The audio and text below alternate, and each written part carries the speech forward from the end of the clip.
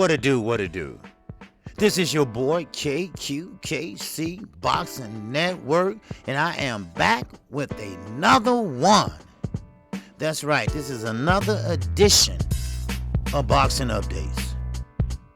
And I appreciate everybody that came in, that hit that like button. Hit my like button. Hit the bell icon. Subscribe to KQKC, our Boxing Network. I am on fire. And right now, I am going to talk about none other than Tszyu. Now, we all know that Tszyu had a very, very impressive win over none other than TERRE, a former Olympian who pretty much did not throw enough punches, pretty much shelled up through that fight. Tszyu looked vulnerable and defensive, flawed in the 12-round unanimous decision victory last Saturday against a French contender of Goucher back in Minneapolis. Now, Tszyu was knocked down in the first round by the non-puncher Goucher, and he pretty much squeaked out with a decision. Now, these were the scores: 114 to 113, one judge; 116 to 111, another judge; and 115 to 112 from another judge. It's the WBO mandatory to junior middleweight champion Brian Castano, Tszyu, who is 21-0, 15 KOs, baby, is expected to face the winner of his May 14th fight against none other than Charlo, the Texas bound, the Houston bound, the hard hitter. Wow, in a unification fight. That's right, they're gonna be for all the marbles, him and Castano. Now, of course, what Tszyu needs to do is have maybe a good 4 tough fights. Now, it's pretty obvious that the 27-year-old Tszyu, he's still young, isn't ready to fight either of those champions. And it would be criminal, wow, if he rushed into a fight against either without more experience. And let me tell you, I called that fight. And Tszyu, yes, some people say a flash knockdown, but no, it wasn't a flash knockdown. It was an overhand right. Now, most people might say, well, he's nervous. This is his first time fighting in America and this and that. But if you are a fighter, you should be prepared to fight in a goddamn penitentiary. I mean, a church, wherever. A fighter is a fighter. And Tszyu has a lot of work to do. Yes, he teed off on the shelled up Goucher, who pretty much had his guard up more than he threw his punches. So therefore, let's see a step-up fight with Mr. Tszyu. Let's see him fight someone that's gonna fight back. See, don't be quick to call the cattle black. Don't be quick to give him the eye test and say, oh man, Tszyu is a beast. No. Yes, he did tee off on Goucher. No doubt about it. Yes, did he win? Yes, he did. Did he do more punches? Yes, he did. Did he go around the guard of Goucher? Yes, he did. Did he go down to the body? Did he wrap that left hand around that baseline and hit him on the right kidney? Yes, he did. Oh, yes, he did. But where was the defense? He got hit too much. His defense was flawed.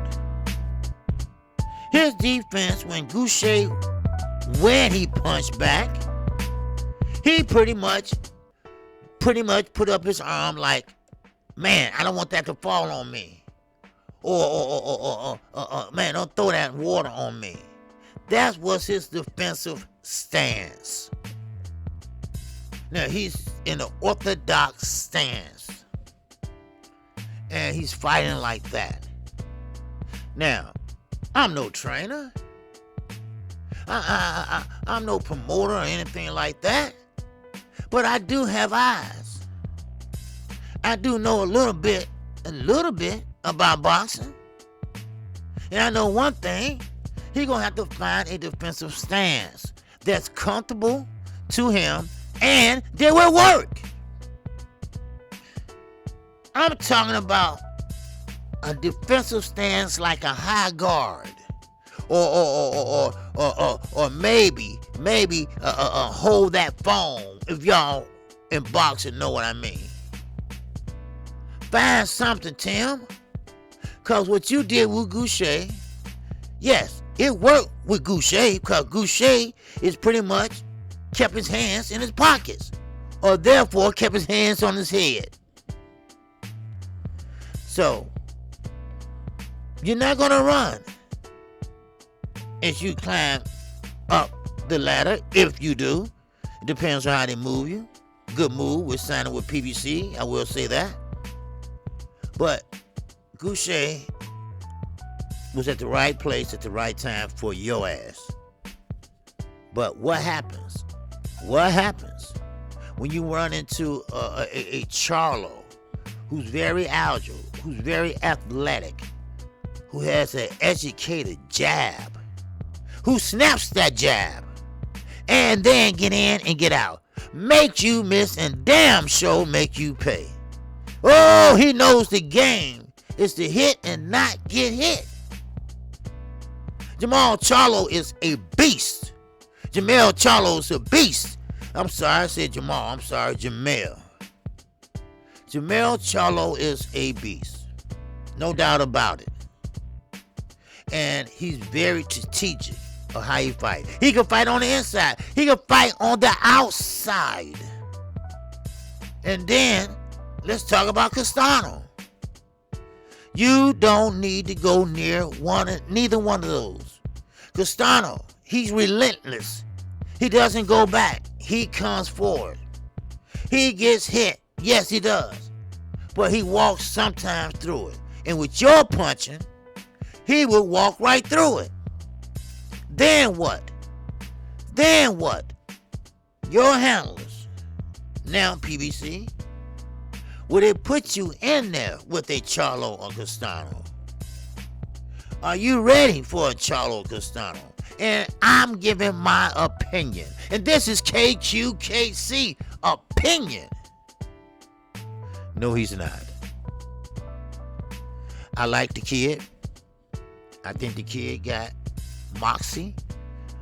I think the kid got up off the canvas, ensured maturity. I think he did what he had to do to finish the fight. I mean, sure, he couldn't get Goucher out of there because Goucher kept a tight guard, high guard, and he was punching back. Goucher is a strong, strapping young junior middleweight. But we have to be honest with ourselves. This is in boxing. This is the profession they chose. And the only way you're going to be the best is, first of all, practice. Practice. Practice. That's going to make you the best as you fight the best. Because the ultimate goal is the best fighting the best. So, as we go down this road where Brian Castano versus Jamel Charlo versus Brian Castano, if you want the winner of that fight, and that is for undisputed. Now, I don't know the intentions of Jamel Charlo, but I will tell you this. If you plan on fighting either one of these two, young man, you need to get back in the gym. You need to get together your footwork. You need to get together on how to cut off the ring. You need to get together with your trainer and learn a great defensive stance. Something that is comfortable to you, something that will work for you, because everybody that you're gonna face down the line, you're only 27, you ain't really hit your stride yet. That so-called a man's so-called strength, because you are a big young man for 27. You about to enter your prime. This when you supposed to light a fire under their asses. But are you ready? Huh? Come on, people, comment. Tell KQ what you think. Tell KQ, is he ready? Ready? I don't think he's ready.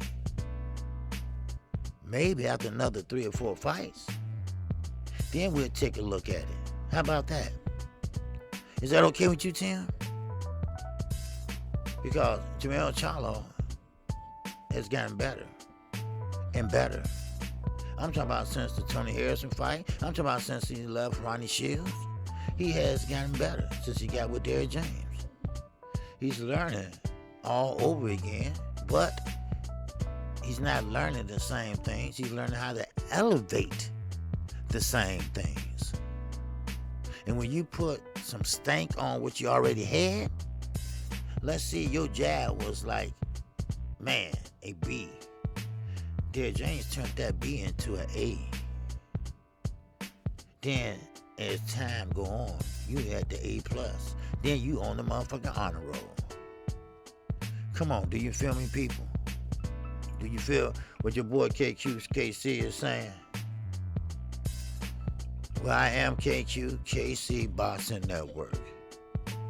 If you haven't subscribed, make sure you subscribe right now. I'm out.